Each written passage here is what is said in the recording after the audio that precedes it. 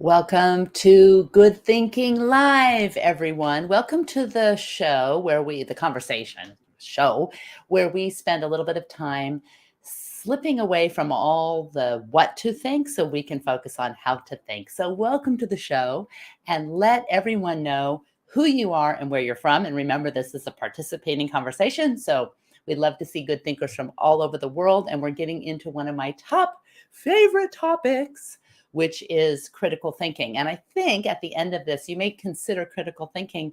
I suspect you may consider critical thinking a little differently than you have thought about it in the past. We'll see. Let me know what you think. So let us know who you are and where you're from, and be sure to participate. If you're tuning in live, 9 a.m. Pacific time here on the West Coast of the United States, on LinkedIn Live and on YouTube Live at Becky Saltzman. You can just subscribe and hit that bell for notifications, or you can just check it out on LinkedIn. And we're here most Mondays having this conversation with good thinkers from all over the world. So definitely let us know who you are and where you're from, and we will start bringing in welcoming people onto the show as soon as we hear from you. Kimberly, welcome, Kimberly from Maryland. Welcome to the show. All right. Welcome, James from Texas. Ooh, we've got some Americans coming on the show. This is fantastic, from different regions. So this is great. I'm from the West Coast out here. All right, here, let's get started with our questions, and then we can explore all of this together. What do you think about when you think of critical thinking? What do you think about? And you can just put it in the chat. There's no, at this point, what you're thinking. So there's no right or wrong answers. Hi, Barkley. Welcome from DC. Maja. Oh, wait a minute. Greetings from Portland, Oregon. Maja, welcome from Austria. Fantastic. We have got Madan from Nepal, and Ibtisam from London, and Yoonbi from South Korea. Hopefully I'm pronouncing all of your names right, but this is what's so great, is everyone's coming on from all over, and we get these opinions and these perspectives and viewpoints from all over the world. And we've got Steph from Wisconsin. All right. So when you think of critical thinking, what do you think of? And how would you rate your critical thinking skills?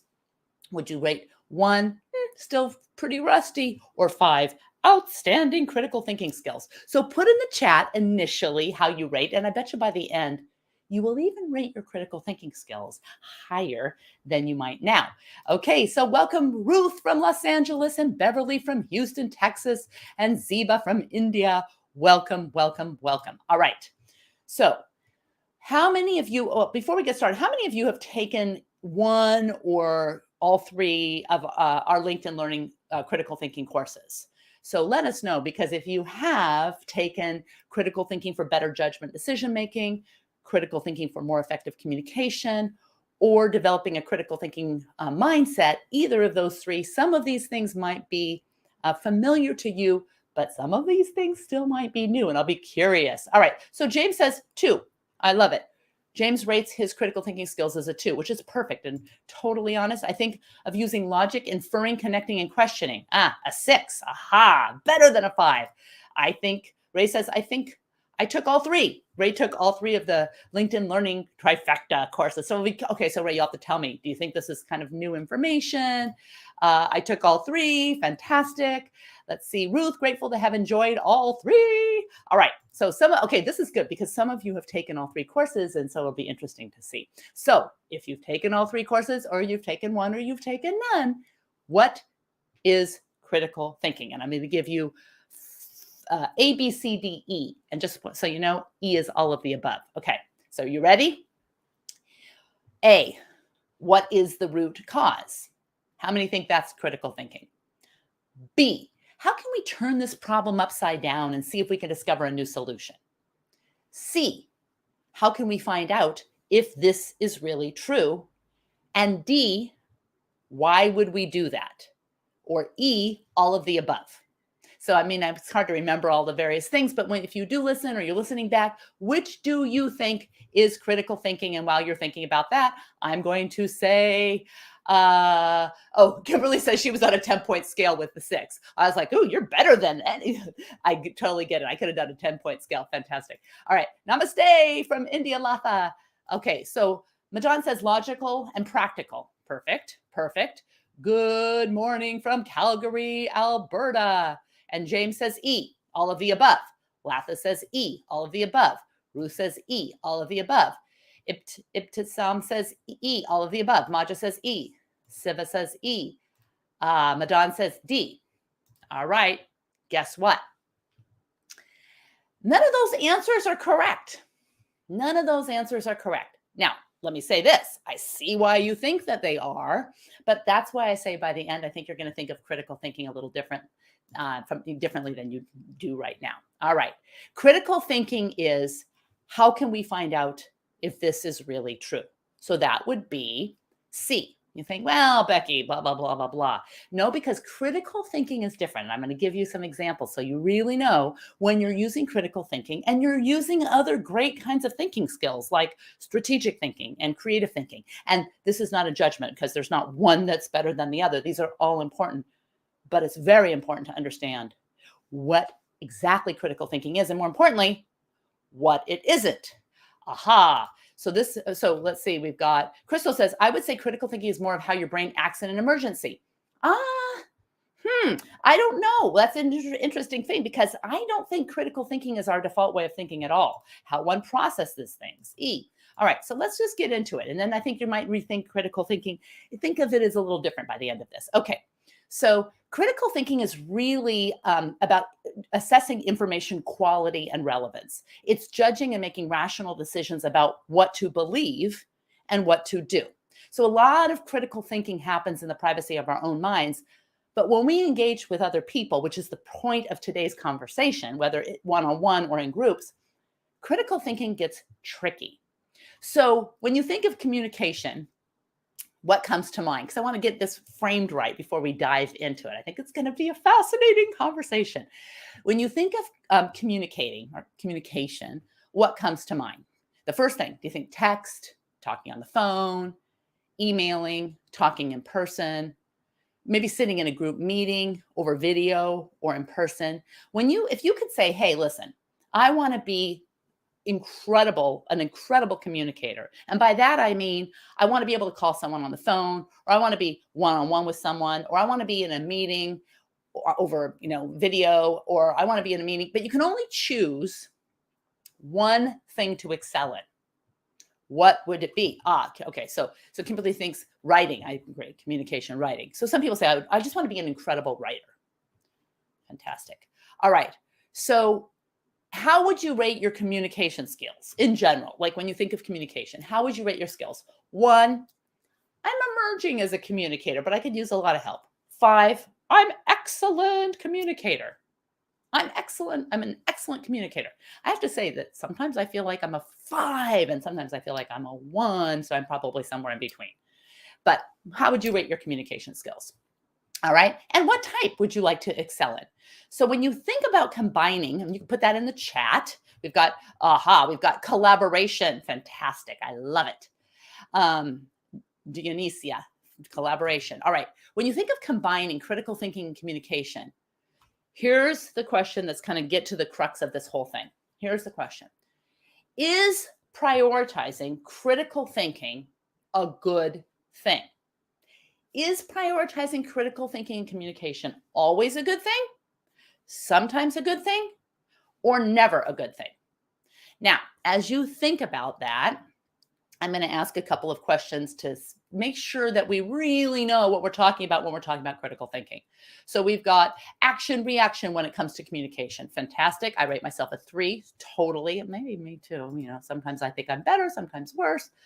Let's see. I think we could all range on levels depending on the weather. Yeah, weather is a VOMP. Weather causes VOMPs, variations in our mental processes. That's actually a very good, insightful. Always a good thing to prioritize. Welcome, Abdurrached. A ball being passed from one person to another is an example of communication. Perfect. Okay, Ziba says 4. All right. I think I'm going to take the banner off because we have more room for our comments. Okay. So I think sometimes critical thinking communication is important in group discussions or when communicating as a group. I don't think it's always important. And let me tell you why. Because there are other things that are sometimes important, like cohesion or engagement or persuasion. And here is the situation.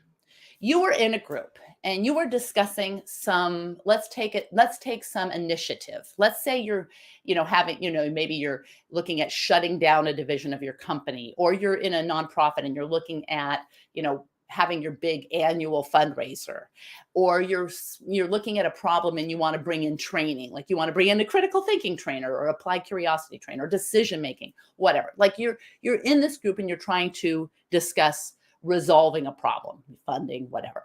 All right. And you've identified the root cause. You've identified the root cause. And someone says to you, I'm not sure if that's the root cause.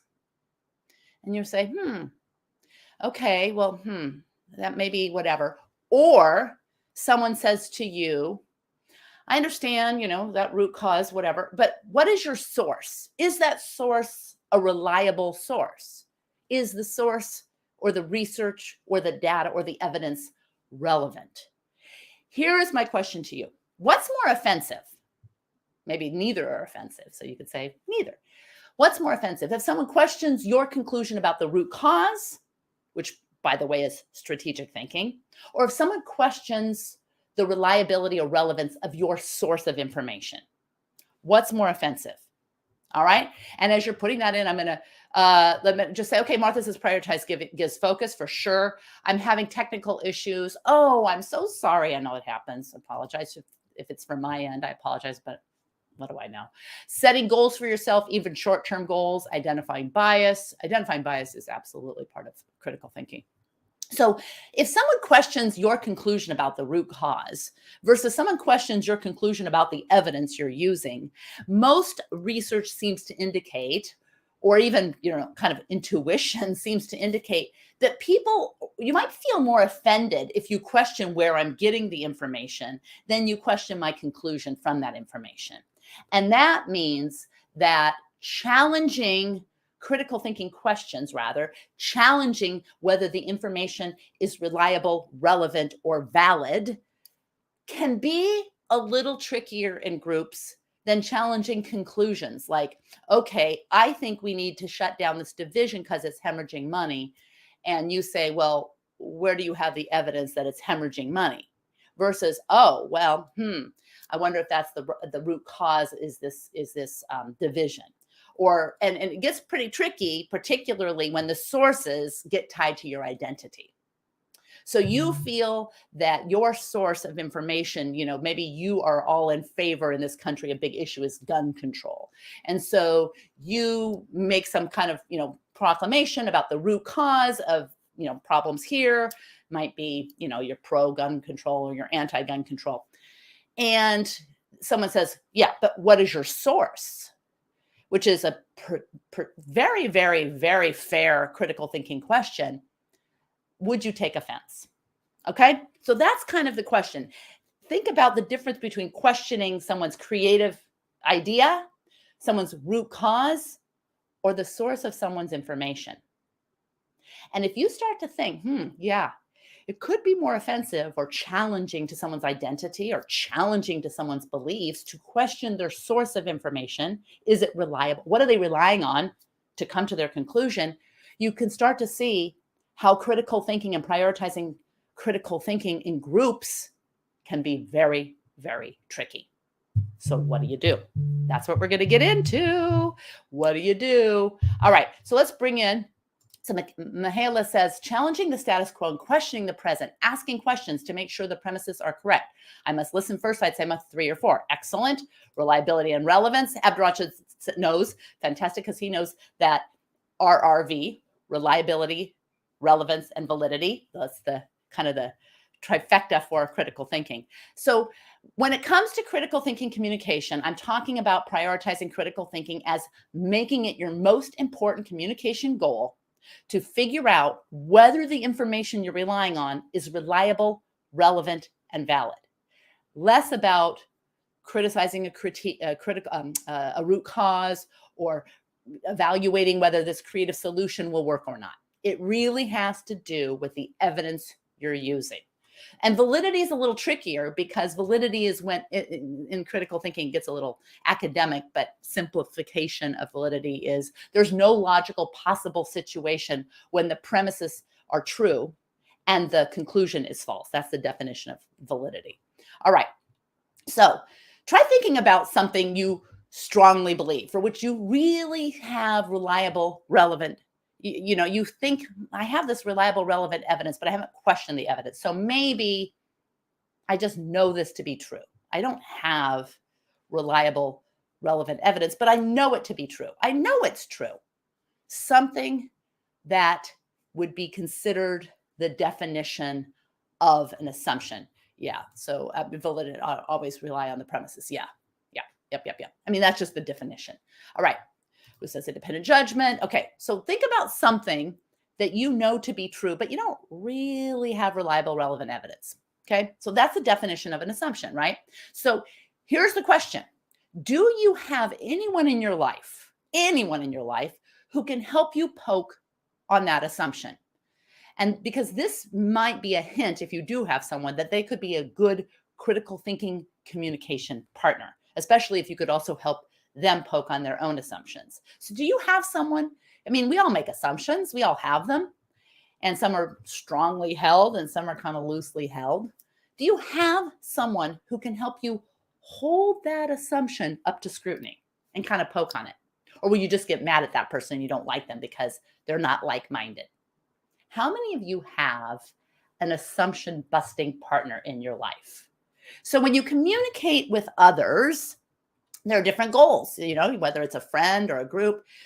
Maybe you're making someone in the group feel heard or feel empowered or feel appreciated. That's a goal. That's a very reasonable goal.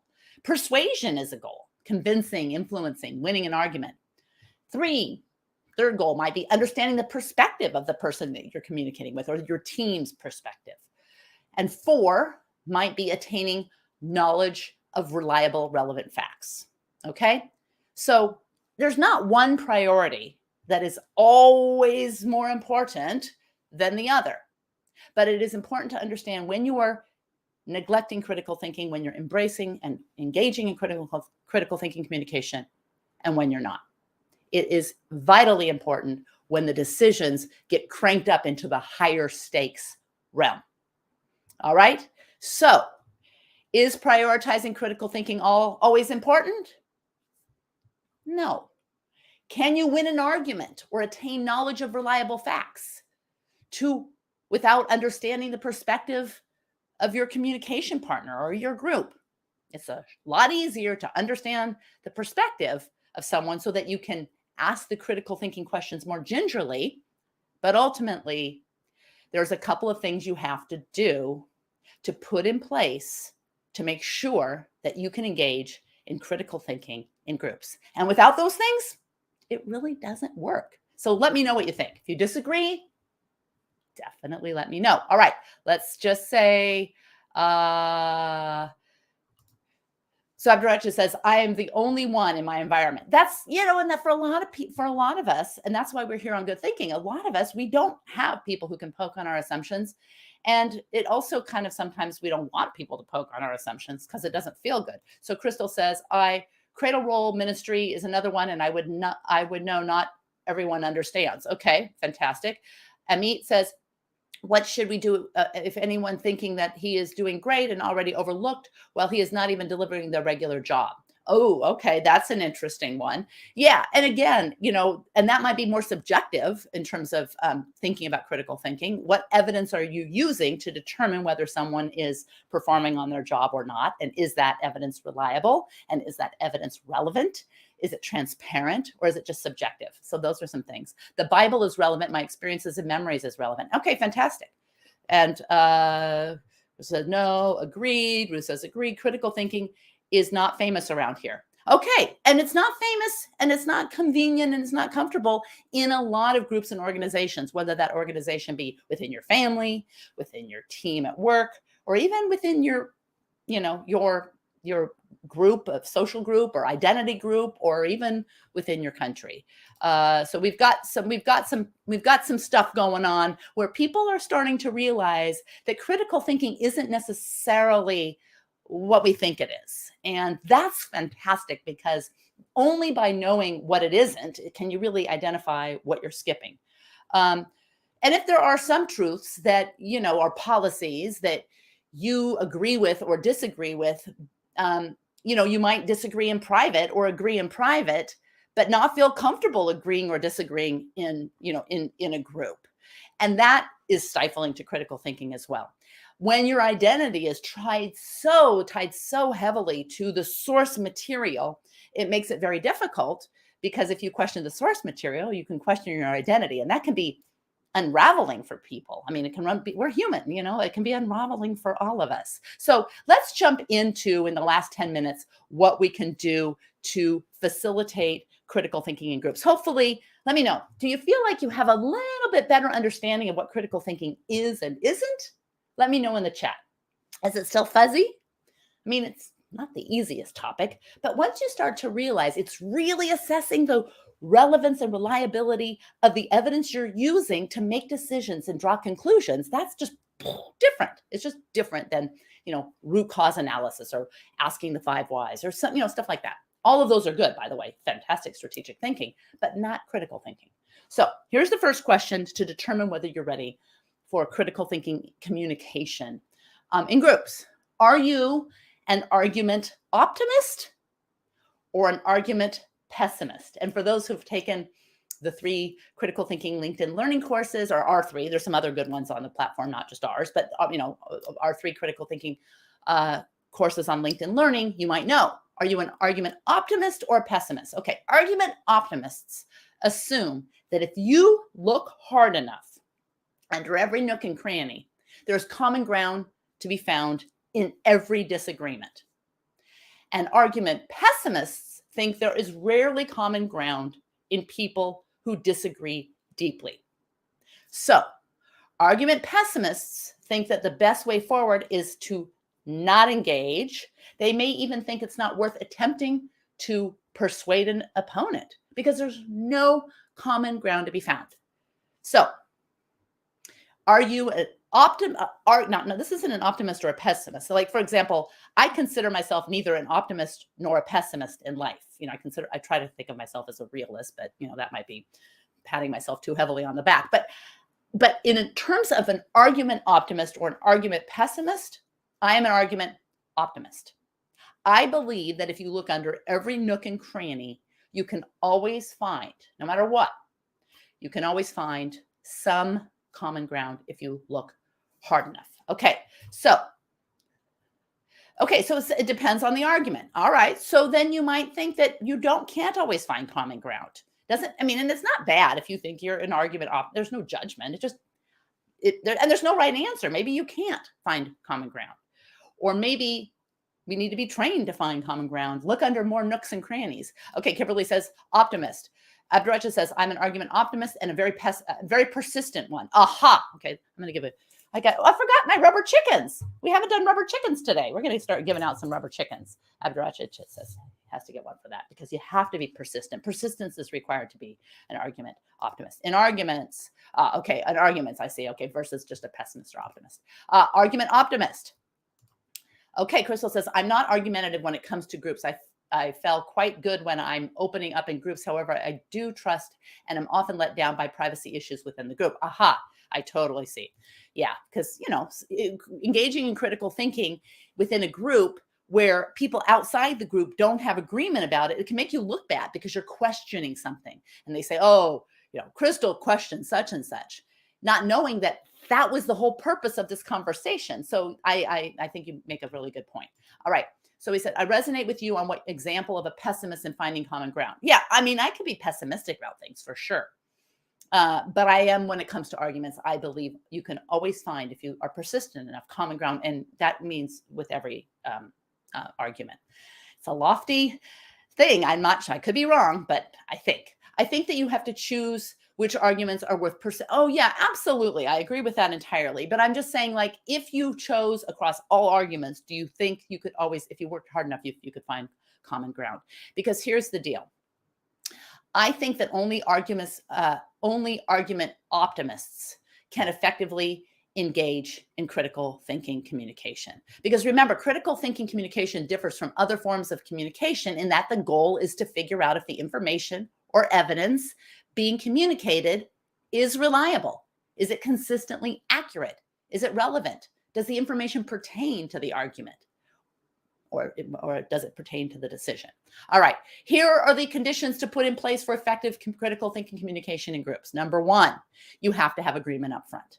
Agreement to prioritize critical thinking over the other types of important information. Now, if you get into a group, a meeting where everyone thinks the goal is, celebration of some big accomplishment or integration of new team members, and all of a sudden you start getting into critical thinking, you have to have agreement up front. If your group is not prepared to commit to questioning evidence, including questioning strongly held beliefs, risking making some people uncomfortable, then critical thinking communication won't work. You have to have this as a stated agreement in place, because critical thinking is not our default way of thinking at all. And most of the time, how many of you have been in a meeting where you say, we're going to prioritize critical thinking? People say, what's that? I think I know what it is.